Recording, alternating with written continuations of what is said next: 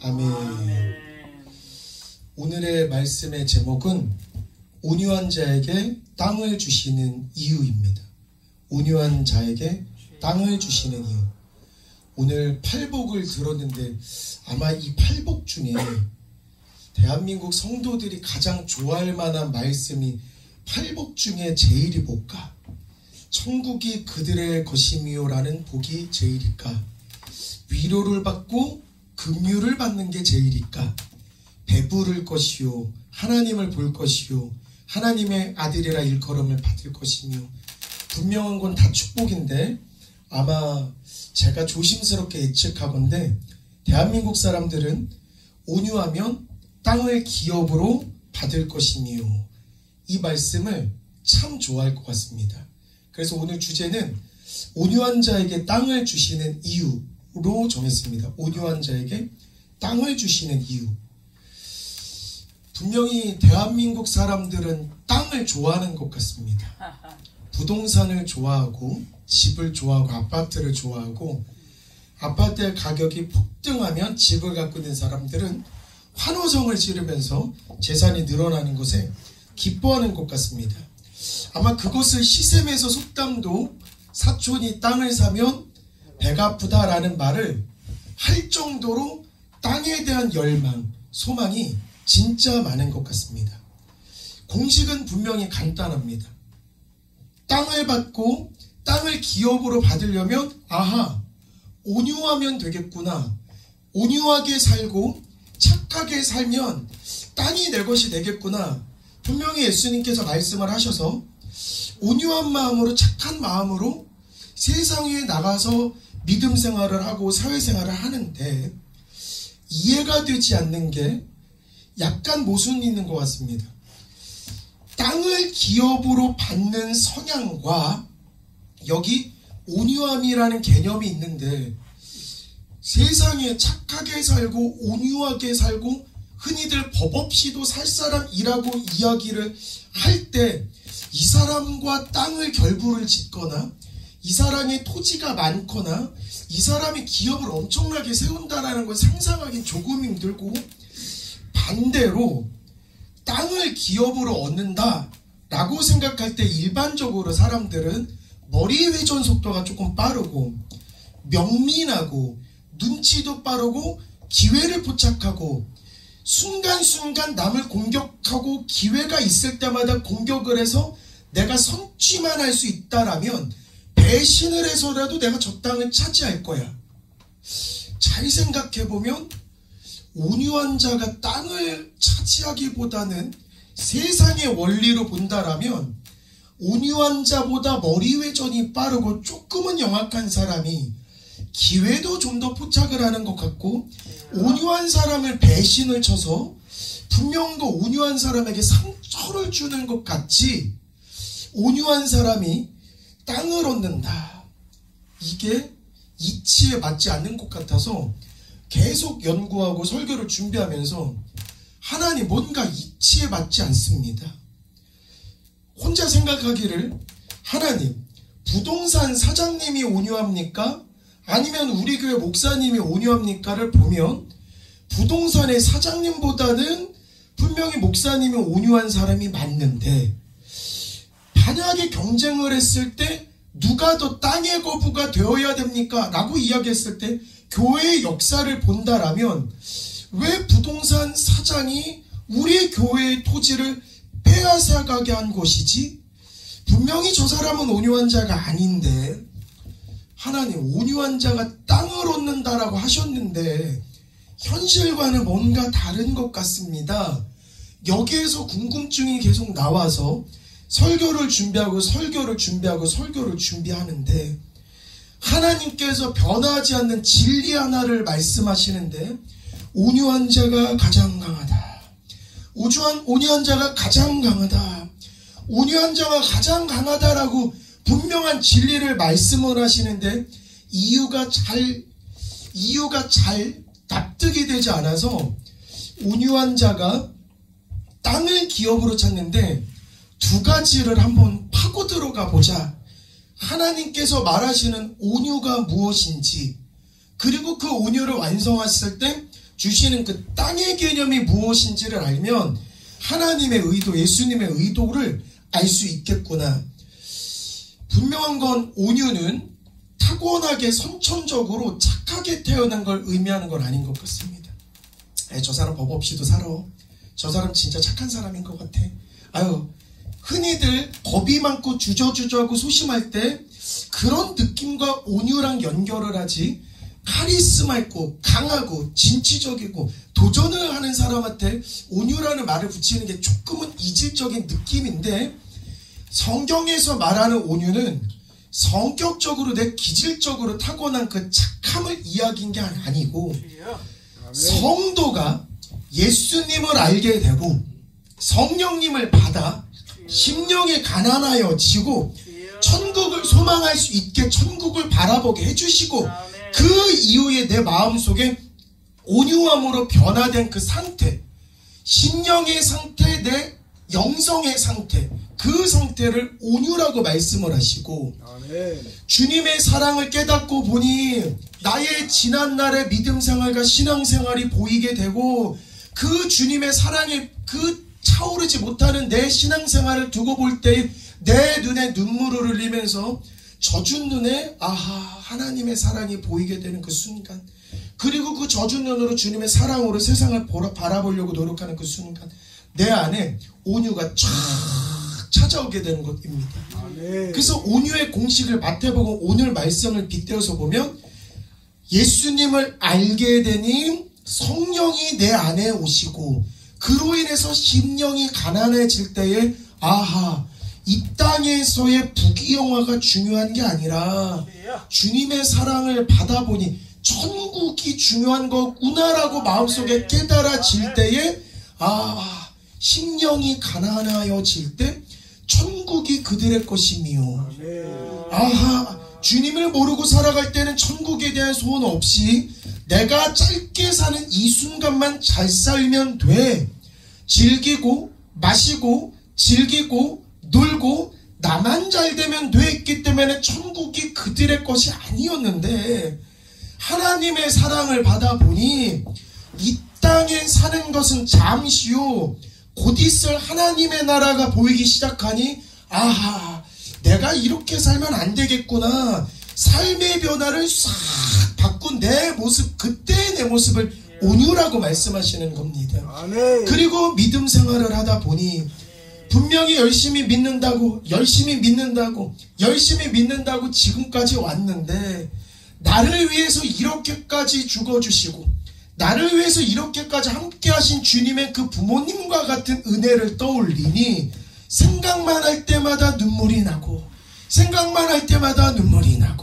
그 눈물을 가지고 세상에 나갈 내 영혼, 그때 내 영성을 온유라고 말하는 것입니다. 그런 자일 때 하나님께서는 온유한 자에게 복이 있나니 그런 믿음, 그런 자세로 믿음 생활을 할 때에 땅을 기업으로 얻게 될 것이다. 그런데 저도 그렇고 성도님들도 그렇고 우리가 충동을 받거나 혹은 악한 일을 보거나 공격이 들어오거나 누군가의 욕설을 듣게 될 때에 나에 있던 기질이 불쑥 나와서 난폭함이 나올 수도 있습니다. 분명히 강대 강으로 맞설 수도 있습니다. 분명히 성령님께서는 통제하여 주시고 우리 안에 그 성령 균형을 맞춰 주시면서 온유하라고 알려주십니다. 성경은 뭐라고 말씀하시냐면, 나는 마음이 온유하고 겸손하니 나의 멍에를 메고 내게 배우라. 그리하면 너희 마음이 쉼을 얻으리니. 분명히 예수님께서는 온유함의 대명사이시고 예수님께서는 나에게 와서 배우라. 즉 우리는 지금 예수님을 배우기 위해서 이 시간에 온 것입니다. 이 시간에 왔다라면 예수님의 온유를 배우고 겸손을 배우면서 예수님을 닮아갈 때 비로소 우리 마음에 쉼이 있겠구나. 그러면서 오늘 온유를 이 말씀에 빗대어 한 줄로 정리를 하면, 예수님의 성품이 나를 통해서 드러날 때에 온유한 사람이구나. 예수님의 성품이 나를 통해서 드러날 때에 저 사람 온유한 사람이구나. 세상 모든 사람들이 나를 보고 있습니다. 나만 나를 보는 것이 아니라 세상 모든 사람들이 나를 보고 있습니다. 그럴 때 세상 모든 사람들이 한마디로 한 입으로 저 사람은 진짜 예수님 같아, 저 사람은 진짜 예수님의 성품 같아 라고 지칭받을 때에 그때의 그 성정을 온유라고 이야기를 하는 것입니다. 아멘. 그래서 일단 여기서 말하는 온유는 예수님을 닮아가는 걸 목표로 하는 게 중요한 것이지, 타고나게 내가 유학하고 타고나게 내가 성품이 그냥 착한 거에서 끝나는 것이 아니라 내 안에 예수님을 닮게끔 만드는 것, 이게 온유한 것이겠구나. 아멘. 그래서 누군가는 이런 멋진 말을 쓴 것 같습니다. 그리스도의 온유는 크리스천의 가장 아름다운 장신구다. 그리스도인의 온유는 크리스천의 가장 아름다운 장신구다. 이런 이야기를 왜 했을까? 근데 이해가 되기 시작했습니다. 교회를 올 때에 아침에 일찍 일어나서 우리는 머리끝부터 발끝까지 치장을 하고, 그리고 화장도 하기도 하고, 예쁘고 멋진 옷을 꺼내어서 하나님께 아주 아름다운 신부의 자격으로서 하나님을 기쁘게 해드리기 위해서 기쁜 마음으로 교회에 왔을 것입니다. 그런데 겉으로 드러난 장신구, 겉으로 드러난 내 입에서 은혜를 쏟는 비방의 말이 나오거나 은혜를 쏟는 정죄의 말을 하게 되는 순간, 그 동안에 그 준비한 것이라든지 하나님을 기쁘게 해드리기 위한 마음은 어디 가고, 정죄의 독한 말, 은혜를 쏟는 그 말, 그 하나만 남게 되는 것이니 온유하지 못하다라는 평가를 받게 되구나. 그러니 아침에 일찍 일어나는 것도 은혜고, 머리끝부터 발끝까지 치장을 하고 준비를 하고 기쁜 마음으로 주님께 오는 것도 은혜인데, 최종적으로 우리 전신에다가 두를 것은 온유함이라는 장신구를 두르고 교회에 와야 되는 것이겠구나. 저기만 가면 너무 기분 좋아, 저 사람만 만나면 너무 기분 좋고, 저 사람만 만나면 은혜 받는 것 같아. 아니, 저 사람 손만 잡아도 은혜 받는 것 같고, 저 사람의 말만 들어도 은혜 받는 것 같은데, 저 사람이 진짜 예수님인 것 같아. 보기에 진짜 은혜스러운 사람이구나. 이게 온유함인 것 같습니다.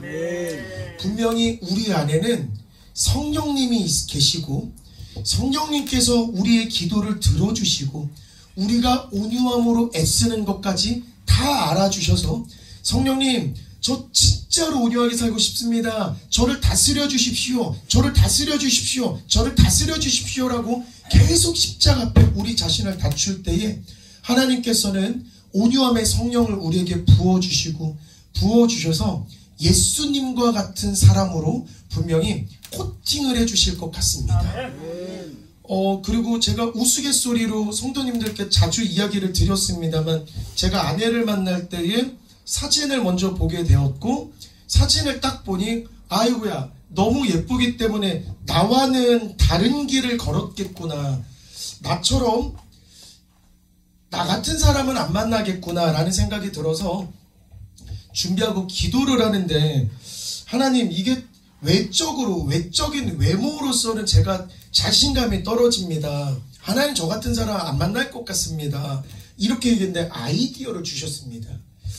하나님과 같은 모습으로, 예수님과 같은 모습으로 코팅을 해서 저 여인의 눈에 내가 예수님이야 라는 것들을 드러내면 분명히 우리 성도들은 예수님을 사랑하는 성정, 기질이 있기 때문에 예수님으로 코팅하라는 기도의 응답을 받고, 이거 좋은 기도 같다라고 생각을 해서 만나기 일주일 전부터 계속 기도합니다. 하나님, 제 모습 드러나고 저의 성정, 저의 기질을 보지 않고, 하나님, 예수님 손으로 코팅하여 주세요. 예수님 손으로 코팅하여 주셔서, 성령으로 코팅하여 주시고, 은혜로 코팅하여 주셔서, 하나님 처음에 딱 만났을 때 제가 보이는 게 아니라 예수님이 드러났으면 좋겠습니다. 하나님의 사람이라는 게 드러났으면 좋겠습니다. 어느 날 친해지고 결혼을 약속하고 물어봤습니다. 그날 나를 탁 만나고 이 사람과 결혼을 해야 되겠다라고 결심하게 된 순간이 뭐야? 분명히 수많은 멋진 사람이 있을 건데 그 중에서 나를 선택한 이유가 뭐야? 라고 했을 때 대답은 딱 하나였습니다. 그 사람들과 다른 하나는 그 사람들은 예수님의 모습이 전혀 보이지 않았는데 당신을 만났을 때는 웬 전도사가 나왔지? 웬 목사님이 나왔지? 예수님이 나와 있는 느낌이라서 그날 말도 나 조심했어. 나 은혜스러운 말만 해야 될 것 같아서 그날 나 좀 많이 조심했어. 그런 게 하나님이 부어주시는 온유이구나. 그래서 오늘 온유에 대해서 조금 더 깊게 들어갈 건데, 그러면 우리가 온유한 사람인지 안 온유한 사람인지 우리 스스로는 나 온유할 거야 라고 생각을 할 건데, 어떻게 하면 우리가 온유한지 안 온유한지를 테스트하는 방법이 하나가 있습니다. 온유는 하나님 앞에서 내가 어떤 처신을 하고 있는지를 보면 확인할 수 있습니다. 상황도 두 가지입니다. 우리 신앙생활을 할 때 기쁜 순간도 있고 분명히 힘든 순간도 있는데, 기쁜 순간에는 주님을 기뻐하고 할렐루야 찬양하는 거 쉽습니다. 그럴 때 온유한 자구나, 축복을 받았구나, 이거는 쉽습니다. 그런데 상황이 안 좋을 때, 내 몸이 아플 때, 혹은 내 일이 잘 되지 않을 때, 그런 상황 속에서 내가 하나님과의 관계가 어떠한지 그 결과값을 하나님께서는 온유라고 말씀을 하시는데, 성경을 보면 어려움 속에서 온유함을 잘 드러낸 사람이 누굴까 생각을 해봤는데 생각이 딱 한 명 떠오릅니다. 성도님들은 누구 떠오르십니까? 어려움을 극복한 성경 속의 위인. 저는 딱 생각했을 때 욥이 생각이 났습니다. 그리고 제가 준비를 하면서 참 감동을 받은 건 검색을 해보면 성경 사전이 나오는데, 성경 사전에서는 욥을 이렇게 설명을 합니다. 가혹한 시련을 견뎌내고 믿음을 굳게 지킨 인물로서 알려진 구약성서 욥기의 주인공. 욕심이 들었습니다.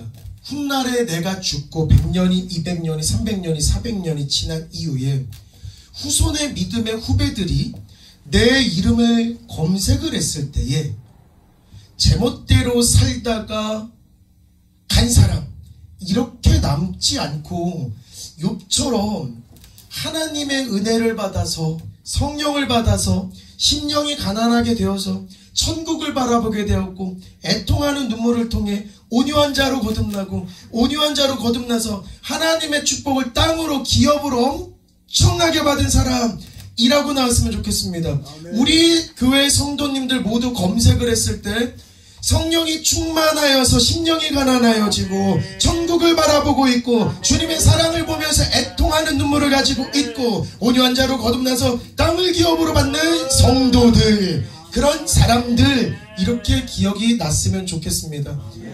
하나님 앞에서 욥처럼 반응하면 온유하구나. 근데 온유하기가 쉽지 않은 것 같습니다. 이게 쉽지가 않은 것 같습니다. 분명히 동방에서 최고의 부자고 자녀들도 잘 되고 부인도 아리따고 소와 양과 재산도 무궁무진 셀 수가 없을 정도인데, 욥이 당한 시련을 하나하나 나열해 보는데 마음 아파서 나열을 못하겠습니다. 욥의 재산과 종들은 갈대 사람들이 몰려와 빼앗고 죽였습니다. 하늘에서 불이 내려와 양떼들, 종들 다 태워버렸습니다. 욥이 보유했던 재산, 사업, 하루앞에 휴지가 되었습니다. 엎친 데 덮친 격으로 10명의 맏아들 집에서 음식 먹다가 한날 하루아침에 죽게 되는 참사가 벌어집니다. 한 명도 살아남지 않고 싹 때려가셨습니다. 그리고 마지막 욥까지 발바닥에서부터 정수리까지 종기가 나서 손으로 긁다 못해 질그릇 조각으로 몸을 퍽퍽퍽퍽 긁어야 되는 육체의 고난까지 주셨습니다. 와, 이런 풍파 시련을 한날에 당한 사람이 과연 있을까? 그리고 우리가 이런 상황에서도 지금과 같은 온유함으로 하나님을 찬양할 수 있을까를 생각을 해봤을 때 선뜻 내 안에서 아멘이 나오지 않나 보니, 내가 아직 욥의 믿음, 욥의 그런 온유함을 담지 못했구나. 준비를 하는데 무서웠습니다. 이게 너무 겁나고 너무 무서웠습니다.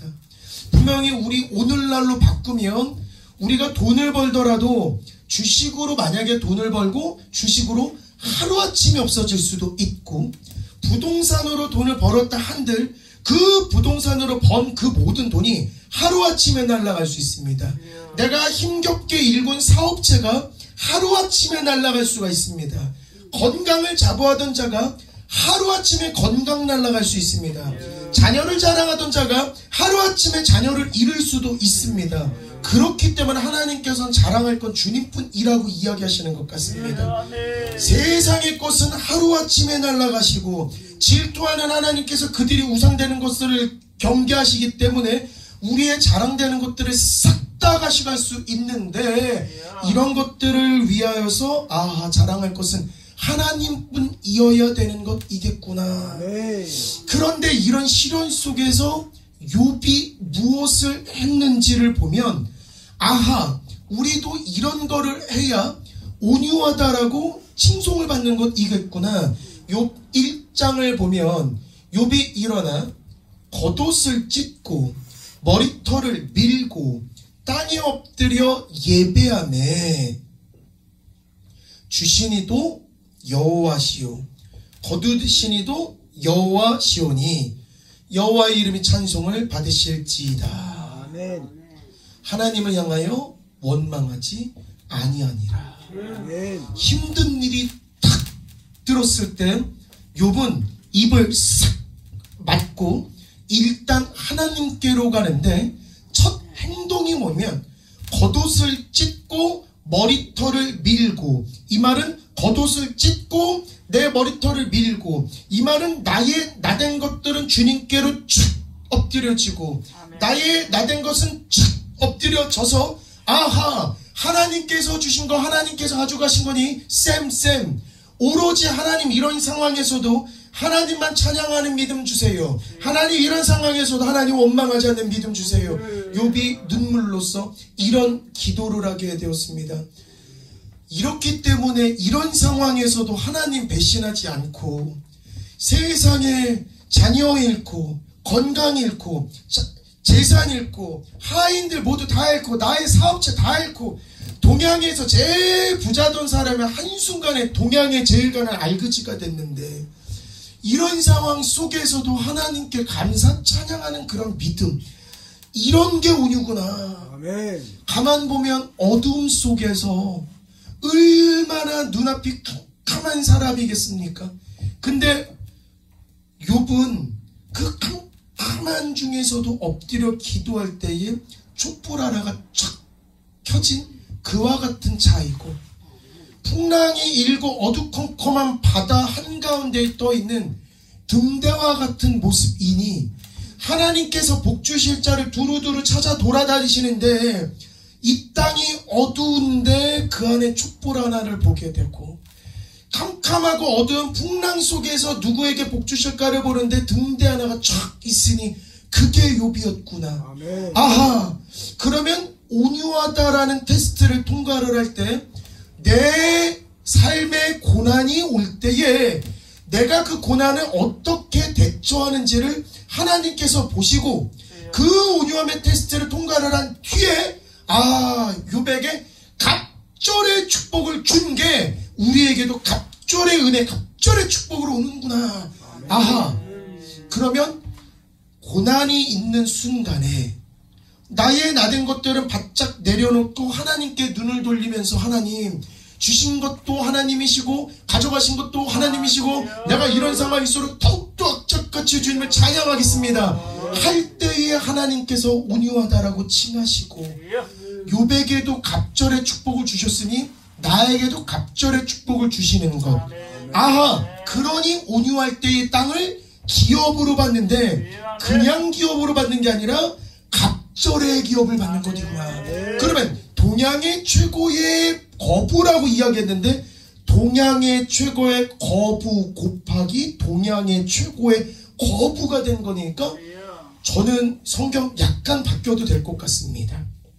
동양의 최고의 거부가 욥인데, 그래서 동방의 최고의 거부가 욥이면 서방의 최고의 부자가 누군가는 안 나옵니다. 그건 서양의 최고의 부자가 없습니다. 그러면 동양의 최고의 거부가 욥인데 갑절로 동양의 최고의 거부가 욥이면 결국은 전 세계 최고의 거부가 욥이 되는 건데, 온유함이 이러한 파괴력이 있는 것이겠구나. 그렇기 때문에 하나님, 어려운 시험이 탁 오고, 하나님, 내 마음속에 원망이 오고 원망할 만한 사람이 있게 되고, 내 마음이 막 불같이 화가 일어나고, 그리고 막 짜증이 올라오고, 하나님, 미운 사람, 욕하고 싶은 사람이 생기고, 하나님, 내 몸이 너무 아파서, 하나님, 내 몸이 너무 병들어서 나에게 왜 이렇게 큰 시련을 줍니까? 할 때에 하나님이 나를 욥과 같이 쓰시려고 하시는 것이겠구나. 하나님이 나의 온유를 테스트하는 중이시겠구나. 하나님, 이 순간에 내 뜻대로 하게끔 내버려 두지 마시고 하나님, 아버지 뜻대로 하게끔 하옵소서. 하나님, 내가 아버지 뜻대로 행동하게 하옵소서. 그럴 때에 온유의 테스트를 통과하게 됩니다. 그때에 땅을 기업으로 얻게 되는 것입니다. 그리고 온유 자체가 감동인 것 같습니다. 온유함 자체가 감동인 것 같습니다. 온유가 뭐지? 분명히 힘도 있고 통제할 능력도 있는데 그러지 아니하고 기다려주는 것, 받아주는 것. 성경을 빗대서 이야기를 하면 상한 갈대를 분명히 예수님은 꺾을 수 있는 능력이 있는데 상한 갈대를 꺾지 않는 건 온유입니다. 그리고 꺼져가는 등불을 끄지 않는 게 주님의, 꺼져가는 등불 분명히 끌 수 있는데 그걸 끄지 않습니다. 근데 한편으로는 또 이런 생각도 하게 됩니다. 꺼져가는 등불 끈 것과 안 끈 것, 안 끈다고 온유고 끄면 그건 온유가 아니다. 뭐 그 불 끄는 게, 생일 축하 노래를 부를 때 생일 축하 노래를 부르는데 그 촛불을 끄면 안 되나? 근데 성경은 힌트를 주고 있습니다. 꺼져가는 그 등불이 누구인지를 알면 주님의 사랑이 보이게 됩니다. 마태복음을 보면 분명히 꺼져가는 등불을 끄지 아니하실 것이다 라고 말씀을 하시는데, 이때 꺼져가는 등불이 뭘까? 잠언에서는 의로운 사람은 밝게 빛나는 빛과 같고 악인은 꺼져가는 등불과 같다. 잠언에서는 자기 부모를 저주하는 사람의 최후는 어둠 속에 꺼져가는 등불과 같을 것이다. 이 말은 부모에게 분명히 저주라고 부모의 속을 바짝 속이는 그 꺼져가는 등불일지라도, 예수님은 꺼져가는 그 등불일지라도 해서 끄지는 게 아니고 기다려주시는구나. 변화될 때까지 기다려주시는구나. 그리고 잠언에서도 의로운 사람은 밝게 빛나는 빛이라고 칭하시지만 악인은 꺼져가는 등불과 같다. 악인이기 때문에 당장 그 불을 꺼서 지옥불에 떨어뜨리면 시원하게 해결될 일인데, 깨달을 수 있는 시간을 부여하시는 것, 이게 온유함이구나. 즉 힘이 있지만 따뜻한 마음으로 용서를 하여 주시는 것, 이게 온유함이구나. 그러면 또 이런 생각도 하게 됩니다. 온유를 공부하면 온유와 화가 마치 반대 개념이라서, 그러면 살면서 화를 내면 안 됩니까? 승질은 내면 안 되는 것입니까? 이런 건데, 분명히 예수님을 빗대서 보면 나는 온유하고 겸손하니 내게 와서 배우라고 하셨기 때문에 예수님을 보시면 됩니다. 예수님을 보시면 되는데 예수님께서는 그런 화를 안 내셨을까? 아하, 예수님이 화를 낸 지점을 한번 찾아봐야 되겠구나. 그래서 예수님이 화를 내신 분, 예수님이 독사의 자식들아, 뱀의 자식들아 하면서 회초리를 들으면서 화를 내신 부분이 있는데, 보니 세상에 있을 때에 예수님의 부귀영화, 예수님의 유익함, 예수님을 위해서는 화낸 부분은 없었습니다. 분명히 예수님께서 화를 내실 때는 백성들을 위해서, 성도들을 위해서, 많은 사람들을 위해서 화를 내셨습니다. 분명히 교회는 기도하는 곳이라서, 예배하는 곳이라서 예배하려고, 기도하려고, 찬양하려고 분명히 그런 부분이 나오는데, 그 교회에서 장사를 하는 사람, 패를 나누어서 정치를 하는 사람, 그 사람들을 보면서 예수님께서는 회초리를 들으면서 당장 나가라고 화를 내시는데, 아하, 많은 사람들을 위해서 화를 내고 많은 사람들의 온유를 위해서 최선을 다하는 것, 이게 온유구나. 그냥 화낼 상황임에도 불구하고 화를 내지 않는 것, 이거는 온유가 아니라 유약함입니다. 그냥 분명히 정의롭지 못한 일을 하고 있고, 하지만 그 정의롭지 못한 일을 행하는 그 사람이 힘있는 강자이고 혹은 육체적으로 너무 강인해서 싸움을 만약에 잘해서 그 겁에 질려서 거기에 분노를 느끼지 못한다라면 그거는 유약함입니다. 분명히 예수님께서는 나 자신을 위해서 화내지 않았습니다. 나 자신을 위해서 내가 내 속에 짜증이 난다 그래서 화를 내는 순간 이건 온유하지 못한 것입니다. 하지만 남의 유익을 위해서, 정의로움을 위해서 화를 내는 것, 이것은 온유한 것입니다. 그리고 내 시점에서 상대를 재단하고 내 시점에서 상대를 판단하는 건 온유롭지 못한 겁니다. 하지만 상대의 관점에서 이 사람이 저런 상황이기 때문에 그럴 거야 라고 받아들이는 건 온유한 것입니다. 일례로 이런 게 있습니다.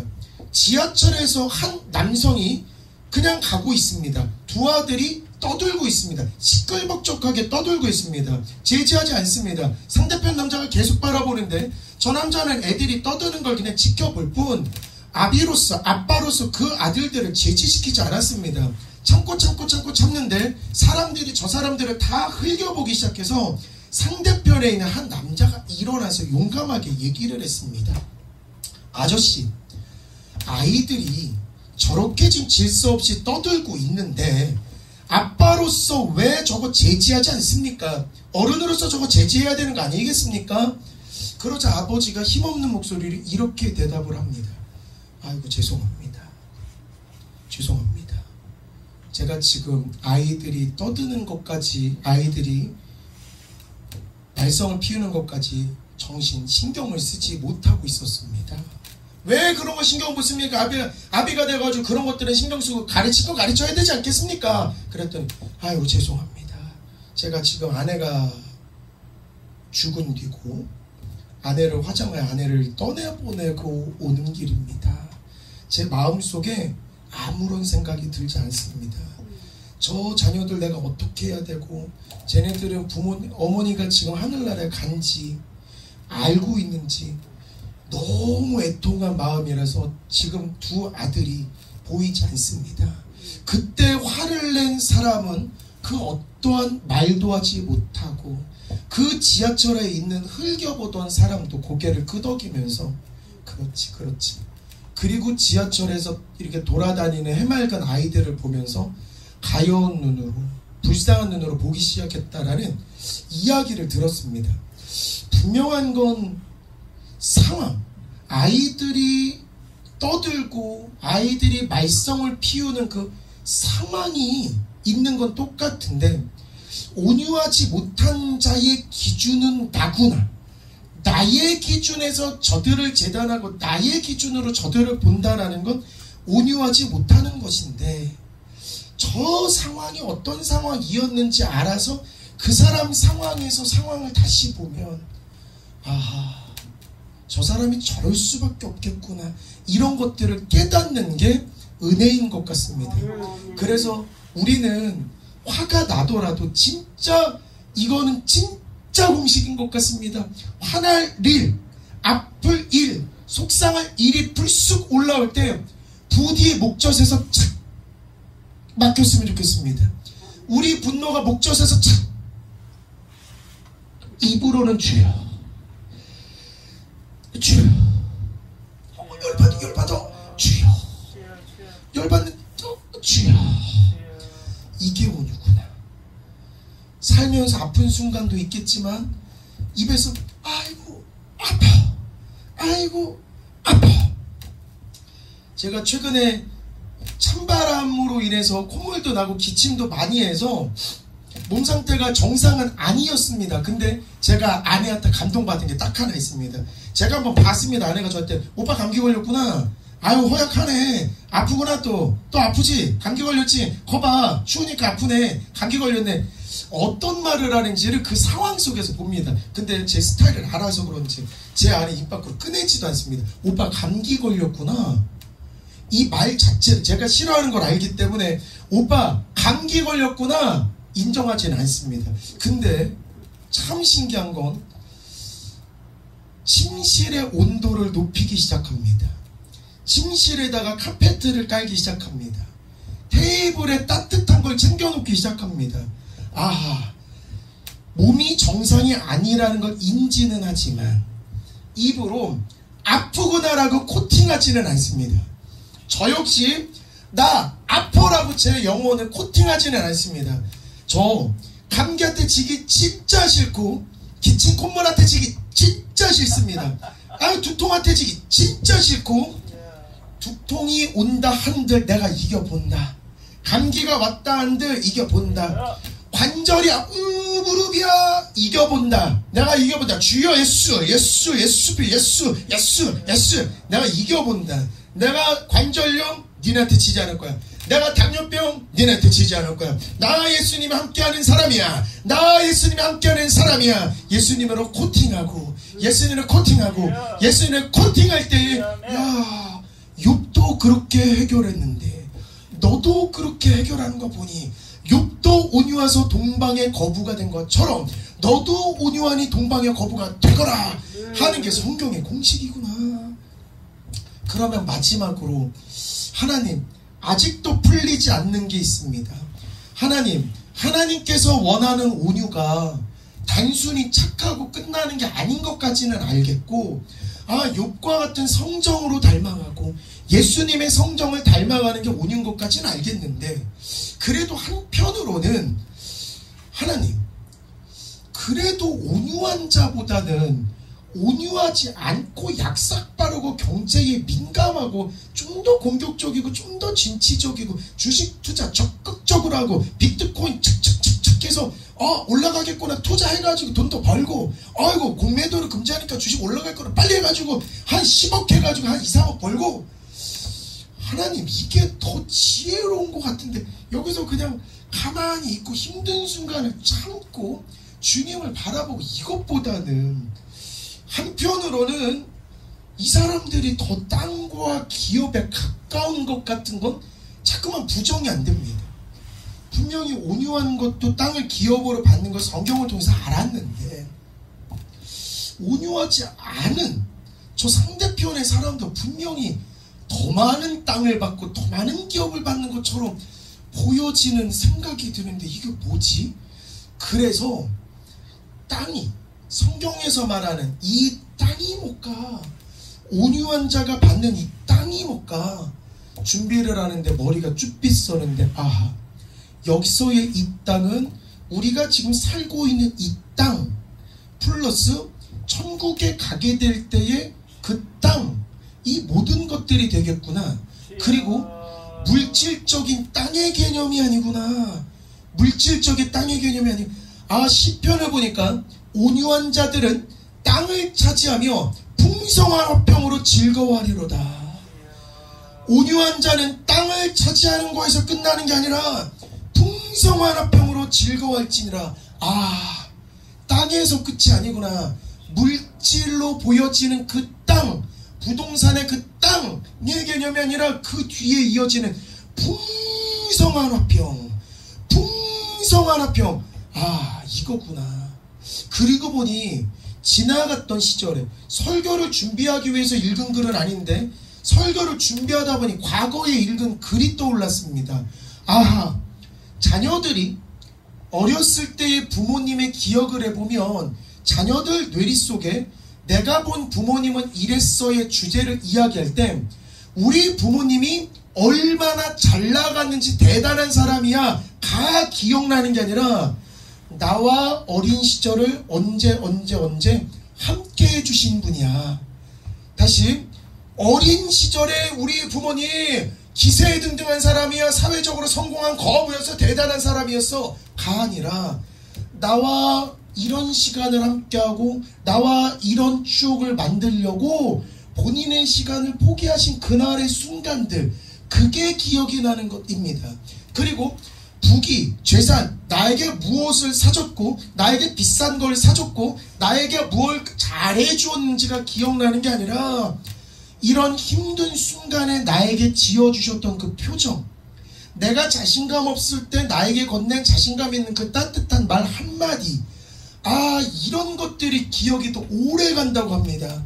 그래서 젊은 부모들, 자녀들을 키울 때 젊은 부모들 너무 일에 애쓰지 마시고 자녀들과 함께 시간을 만들고 추억의 부자가 되세요 라고 했던 글을 본 적이 있습니다. 곧 이제 나도 아이가 나오는데 이 아이를 위해서 내가 너무 일만 하면 안 되는구나 깨닫던 그게 여기서도 생각이 났습니다. 여기서도 하나님의 심판대 앞에 가서 테스트 받는 그날 내가 얼마나 잘 나갔고 내가 얼마나 거부했고 사회적인 부귀와 명예가 얼마나 많았는지 하나님 전혀 신경 쓰지 않는구나. 하나님을 위해서 하나님과 같이 보낸 그 시간, 하나님과 어떤 대화를 나눴는지 그 대화, 하나님을 바라봤을 때 그 내 표정, 하나님께서는 이것을 기억하여 주시고 하늘의 축복을 내게 부어주시는구나. 그리고 한 심리상담사가 목사님 관련된 심리상담을 진행했다라고 해서 깜짝 놀랐습니다. 내용인즉슨 이렇습니다. 남편 그리고 의뢰인은 사모님. 남편은 서울대 출신입니다. 아주 명민하고 박사 출신이고 학식도 대단해서 그 지식으로 이 남자를 이길 사람은 없었습니다. 아주 멋있었고 아주 진취적이고 하는 모든 것들이 성공가도를 달리고 있었습니다. 단 하나 단점이 있다라면 내가 너무 잘났기 때문인지는 몰라도 그 정죄함의 정도가 조금은 심했다고 합니다. 아닌 건 곧주고 또 아니라서 그 즉석에서 직설적으로 이야기하는 성정을 가지고 있다라고 이야기합니다. 그리고 저 사람 저 행동 무식한 행동이야, 저 행동은 못 배운 행동이야, 이 말을 남편을 떠올리면 남편은 그런 말을 참 많이 한 사람이었어 라고 사모님이 고백을 했습니다. 그래도 서울대 졸업을 하고 직장에서도 승승장구를 하는 모습 보면서 그래도 내가 결혼은 잘했다. 그리고 그 직장에서 나오게 되어서 사업을 하게 되는데 잘 배워서인지 멋진 외모 그리고 기질 이 때문인지 몰라도 사업도 승승장구하게 되던 그 어느 날 아내를 만나서 교회를 가게 되고 주님을 만나게 됐답니다. 사업가 기질이 있고 이 머리 박식한 기질이 있던 이 남편은 오케이, 그러면 내가 믿을 거라도 내가 지식으로도 서울대 지식을 향해서 갔던 것처럼 내가 신앙생활도 내가 서울대급으로 신앙생활해서 나 목회도 엄청 잘할 거야. 그리고 나 집사로 있기 싫어, 나 장로로 있기 싫어, 나 기왕 할 거면 나 그냥 목사님 해내고 만다 해서인지 몰라도 끝장 본다라는 생각으로 끝장 믿음으로 목사님까지 결국은 되었답니다. 문제가 여기서부터 시작이 됩니다. 문제가 분명히 머리도 좋고 신앙생활도 뜨겁게 했기 때문에 결국은 목사님까지 되었고 그리고 사업수완도 엄청나게 좋아서 사람들이 입에 입소문에서 그 교회에 성도들이 차기 시작했답니다. 성도들이 차기 시작하고 부흥하고 세상의 기사, 세상의 방송들이 이 목사님을 주목했다라고 합니다. 신문에도 방송에도 나왔다고 하니 분명히 대단한 목사님인 것은 분명한데, 사모님의 심리상담 내용이 뭐냐면 걱정되는 게 하나가 있습니다. 선생님, 뭐가 걱정이십니까? 목사님 분명히 잘 나가시는데 뭐가 걱정이십니까? 선생님, 내 남편 사람들이 보는 것 같지 않습니다. 사람들은 은혜로 보고 사람들은 믿음을 볼지언정 집에서 그렇게 거룩하지 않습니다. 우리 집안 그렇게 화목하지 않습니다. 우리 집안 행복하지 않습니다. 우리 남편 기준과 잣대가 굉장히 높아서 일거수일투족 다 나에게 권고를 하고 다 나에게 지탄을 하고 원망을 하는 게 너무 많습니다. 우리 남편 정죄하는 게 너무 많습니다. 저에게만 그러면 다행인데 우리 두 자녀에게 서울대를 강요합니다. 학습의 기준이 너무 높습니다. 자녀들이 엇나가는 거 볼 때마다 저 마음이 너무 아픕니다. 매몰차게 공부하라는 이야기만 할 뿐 목사님의 모습이 아닌 서울대에 나온 엄격한 잣대를 가진 사업가의 기준으로 두 자녀를 억압하는 모습은 더 이상 보지는 못하겠습니다. 문제가 생긴 건 이때부터입니다. 그 가정이 화목하지 못한 모습을 성도들이 보기 시작합니다. 성도들이 보기 시작하면서 분명히 강단에서 멋진 목사님의 설교를 듣고 은혜를 받았던 건 분명한데, 어라 우리 목사님이 사모님을 대할 때의 목사님은 온유하지 못하더라. 그 목사님이 자녀들을 대우할 때에 온유하지 못하다라는 걸 성도들이 보면서 그동안에 받았던 은혜들을 쏟게 됩니다. 그리고 사모님과 자녀들을 보면서 행복하지 못한 그 모습을 보면서 이거 복받지는 못하겠구나. 한 명 떠나게 되고, 결과가 좋으면 너무 좋은데 성도님들이 떠나가고 최종적으로 이 사모님과 두 자녀도 결국 그 목사님과 떠나게 되었다라는 결론을 보면서 진짜 조심해야 되겠구나. 진짜 조심해야 되겠구나. 우리 진짜 온유하지 못하면 평생 우리와 같이 사는 가족부터 힘들구나. 내가 온유하지 못하면 가족부터 힘들구나. 내가 온유하지 못하면 성도들이 힘들구나. 내가 온유하지 못하면 내 주변 사람들이 힘들구나. 그런데 이거구나. 온유한 자는 땅을 기업으로 받게 되는데, 내가 온유하면 남편을 기업으로 받게 되는 것이고, 아내가 온유하면 남편이 온유하면 아내를 기업으로 받게 되는 것입니다. 부모가 온유하면 자녀를 기업으로 받게 되는 거고, 자녀가 온유하면 부모를 기업으로 받게 되는 것입니다. 목사님이 온유하면 성도들을 기업으로 받게 되는 거고, 성도가 온유하면 목사님을 기업으로 받는 것인데, 여기서 말하는 땅은 실제의 땅, 내 능력으로 사회에서 잘 나가는 그 기업과 땅도 해당이 되지만, 그 이후에 우리가 살면서 사람들과 어울려 사는 그 화평의 복이구나. 내가 온유할 때에 사람들은 나와 같이 있으려 하고, 믿는 자와 믿는 자가 뭉치다 보니 합력하여 선을 이루게 되고, 그 선과 선이 만나서 소문이 나게 되고, 목양교회 가게 되면 선한 사람들로 있어. 온유한 사람들밖에 없어. 그럴 때에 부흥은 자동으로 되는 거고, 사람들이 모이면 어쩔 수 없이 부흥 확장해야 되는 거고, 땅을 기업으로 받을 수밖에 없는 선순환이구나.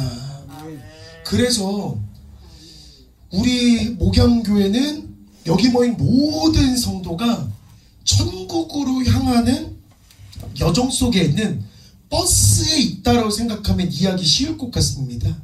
그 버스에서 예를 들어 서준이가 재롱을 피우고 장난을 치고 하하호호 웃을 때, 그 천국으로 가는 여정의 버스는 그 온유함으로 인하여서 쫙 모두가 기쁜 가운데 있을 것입니다.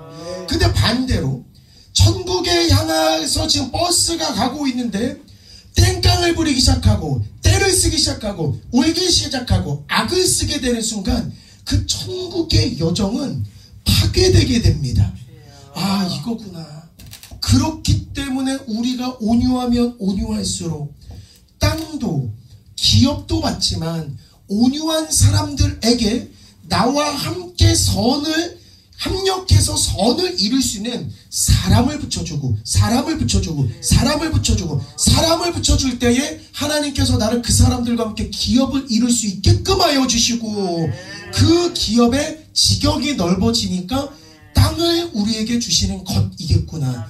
아, 그러면 지금부터 하나님 힘든 순간이 찾아오더라도 입 탁 막고 주님 닮으려고 노력하겠습니다.